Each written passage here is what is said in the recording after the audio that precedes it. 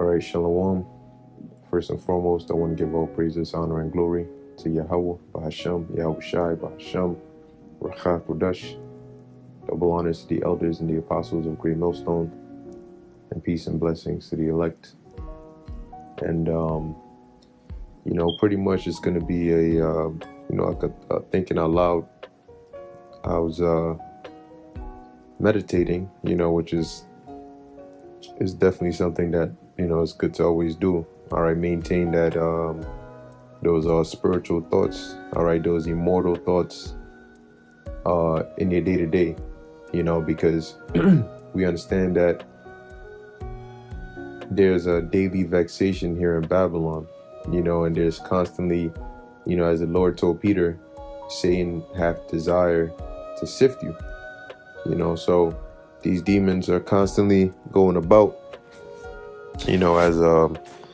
as I believe it says in the book of Peter, that your adversary, the devil, is constantly,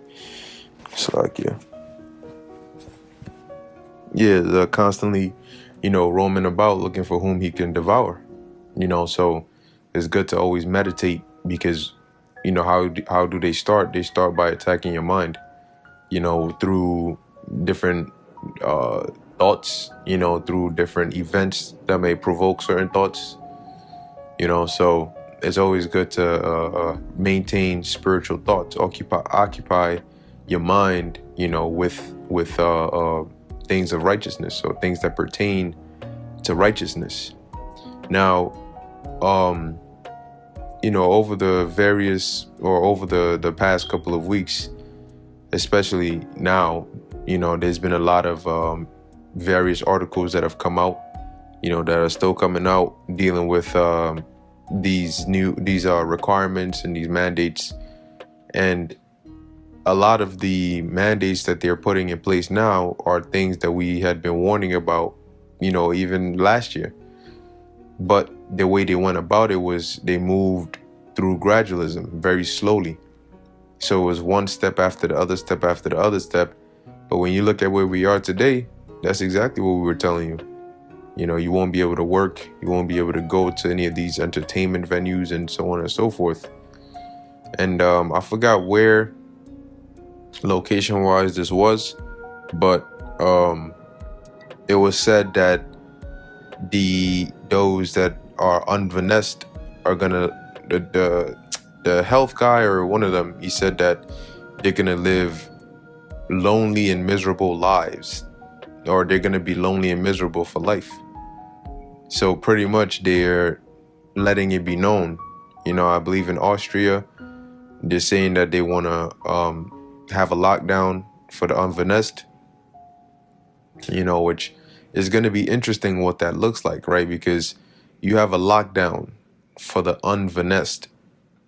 How do you go about implementing a lockdown for the unvanessed? Because a lockdown is pretty much you're not allowed to go anywhere and you're pretty much stuck at home. But how do you make sure that these people are staying at home and they're not going out into the community and trying to, get into certain places? Would you put people that are supposed to guard, different buildings, or would you build facilities where you could transport these unvanessed people and lock them down there until they decide to give in and participate and be free, so to speak, to be let out. The scriptures do prophesy pursuant to Revelation chapter 2, verse 10. All right, that your adversary, the devil, pretty much he's going to cast some of us into prison, into these different concentration camps by whatever excuse they come out with to justify it. Now, another aspect that I was meditating on is that this is going to be a time of trouble. Yes, we know pursuant to Jeremiah 30:7 and Daniel 12:1 and various other precepts that this time of Jacob's trouble is going to be a time like never before. But Malachi 3 and 6 says, what? The Lord changes not. So this isn't going to be the first time we've been in trouble. It's not going to be the first time calamity has befallen us. It's going to be the worst, but it's not going to be the first.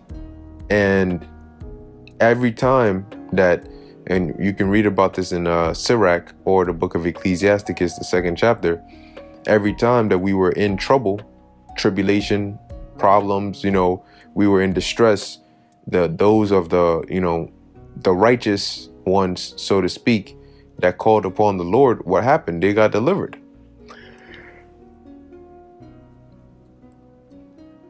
They got delivered. Depending on how bad the situation was, sometimes it was most all the time by divine intervention, because the Most High intervened. Sometimes it would manifest through angels or, through certain events the Lord would set up. But also, sometimes the Lord would use certain, men to go and deliver, certain of these people, right? But either way, every time that we were in trouble, and those that put their trust in the Lord, called upon the Lord, they weren't forsaken. Even to the point of the 3 holy children, Shadrach, Meshach, and Abednego, which was their Babylonian names that were given to them. When they were cast into the fire, they had their trust in the Lord, and what happened? They were delivered to where the fire didn't even touch them. See, so that now, the times we're coming into now, the scriptures say is going to be a time like never before. But even though it's going to be a time like never before, it's still going to be trouble. And the Lord has always delivered us from trouble. Okay, Isaiah 59 and the first 2 verses, I believe, goes into that. The Most High's ears are not too heavy that he can't hear. His hands are not too short that he can't save. So as these devils come with their rules and, they come to try and trap and ensnare and, force different things upon us, we got to have faith that no matter what they do, because everything they do, the fact that they're able to do it is because the Most High is allowing them to. He has given them that power to be able to do these things. And if the Lord doesn't sanction something, it doesn't happen. See, so when people ask, oh, well, you guys know all this, but what are you going to do? And we tell them, well, what we're doing now is what we're supposed to do, serving the Lord and, doing his will. They don't really understand. They don't connect the dots and understand, okay, well, how is that going to deliver you from these things? We understand because we know that, guess what? If the Lord is pleased with us and he is the author, right? Isaiah 45 and 7, 1 Samuel 2 and 6, the Lord killeth and maketh alive, right? If Yahweh Hashem Yahushua is the author of violence and, good and bad and life and death, whatever happens in the world, the Lord sanctions it. He says, I want this to happen this way, and then it happens. So if we're serving the Lord and we're doing what's pleasing to him, then guess what? He's not gonna say, oh, kill this guy or kill this guy, or hurt this guy. Well, if you're doing what's pleasing to him, what did he say? He said, it is written, Isaiah 65 and 13 on down. All right, and also in the book of Job, I believe it's the 5th chapter or so, if I'm not mistaken. But it goes into the Lord delivering us from the different troubles. And in destruction and famine, thou shalt laugh. There shall no evil come nigh thy habitation. So the Lord sanctions everything to happen. So if you're serving the Lord, then he's going to sanction protection and, you being provided for in that time. As opposed to if you're not serving the Lord. So no carnal means is going to prepare you or protect you from, in these times. The only way to make it out is through the favor and the will of Yahweh Ba'ashem Yahushai. So that's why we serve the Lord, and that is our way out. Proverbs 18 and 10, the name of the Lord is a strong tower. The righteous runneth into it and are safe. Okay? And so that's what we're doing now. If you're not of the elect, you're not going to have the keys, all right, into that tower. You're going to run there, but the door's going to be shut. You're going to be out there. All right. And whatever calamity is out there is going to get you. And that's why the scriptures say in Isaiah 33 and 6, that wisdom and knowledge shall be the stability of thy times. Because a lot of people, they don't understand fully what is going on and why it's necessary and what role it's playing in not just their lives, but in the timeline of the world, in prophecy. They don't understand how all of this links up and what is the overall goal. We are seeing the bigger picture, right? Our conversation is in heaven. Our mind is not here. All right. So this right here is pretty much just a, it's temporary, but we understand the overall goal. So we understand what things are necessary, what things need to happen. And just like Yahweh Shai knew and understood that no matter what, he was going to have to drink that cup.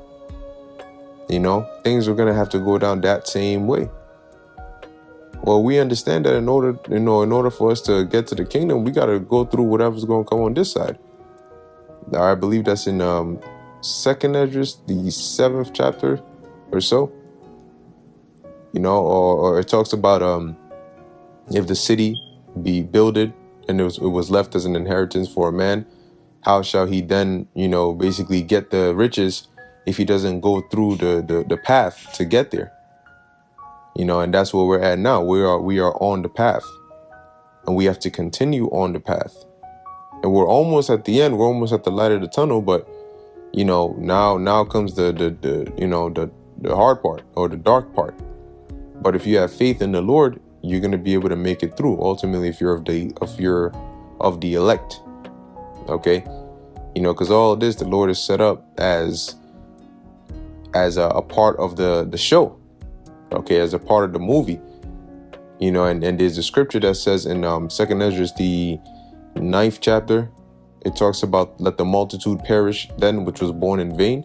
Those are like the extras on, when you watch a certain movie and you have like The Walking Dead, for example, which is a TV show, you have zombies.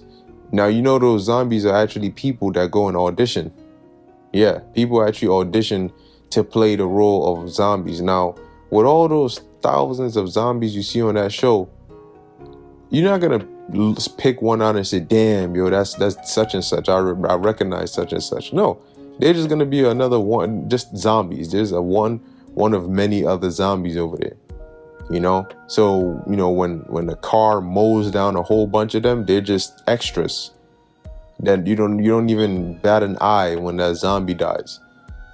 And then you have the main characters. You got Rick and all these other people who, was it Daryl, and when something happens to them, you feel that because they're like the main characters. That's where the eyes are on. See, so in this world that we're in, which is also a movie, and is going according to the script, which is the scriptures, the Bible, you have the elect, which are the protagonists, right? Yeah, it starts with Yahweh Ba'Shem Yahweh Shai, but in the movie you have the elect, right? And then you have the antagonist, which mainly is Esau, okay? And then you have the extras, like when you watch maybe Spider-Man or something like that, you notice that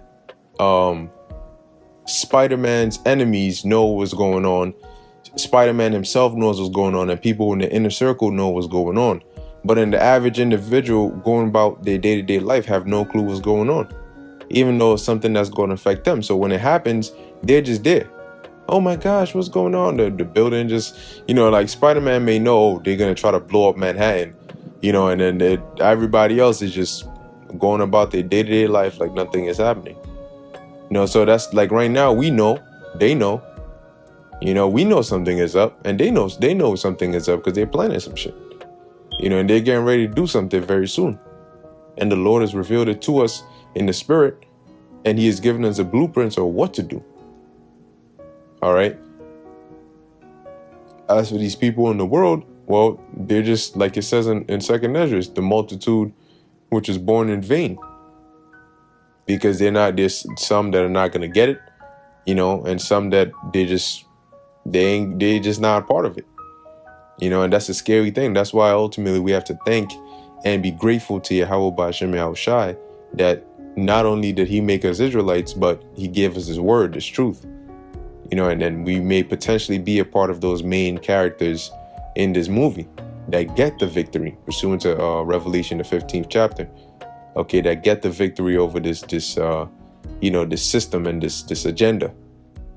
Okay, and you show your appreciation to the Lord by eating this roll and going out and teaching and giving diligence, and putting your all into the work of the Lord. That's how you show the Lord you appreciate it. When somebody gives you something or does something for you, gives you an opportunity, whatever the case is, when you show and you put your best foot forward and you give it your all, you show that person that you appreciate, that opportunity. You show the person that you value it. And in turn, they're going to be glad that they, allowed you that, as opposed to them feeling like it was a waste of time. And the one thing about this truth is you don't want the Lord to feel like it was a waste of time to bring you into this. As the scriptures say, that many are called, but few are chosen. So, we're called because we're here and we're doing this. But now is a matter of, are you chosen or not? The Lord has called you. It's like when you apply for a job.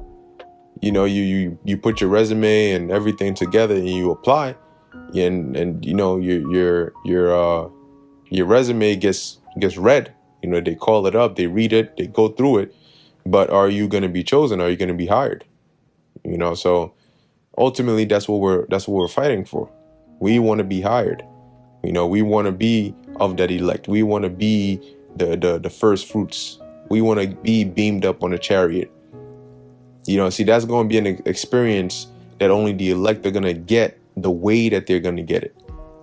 That the righteous scarcely being saved, as the missiles are about to hit, you get beamed up and witness the destruction of this place. That's something that, you can describe and you may even watch it, but to have experienced that is something that nobody else, and I'm talking about the wicked of our people that die on this side and get reborn in the kingdom. They're never going to be able to have that experience. That's going to be a once in an eternity experience, because we're going to live forever. But that experience is going to happen only once. The destruction of America is going to be only once. Yahushua's return here, that whole event, that prophecy being fulfilled is going to happen once.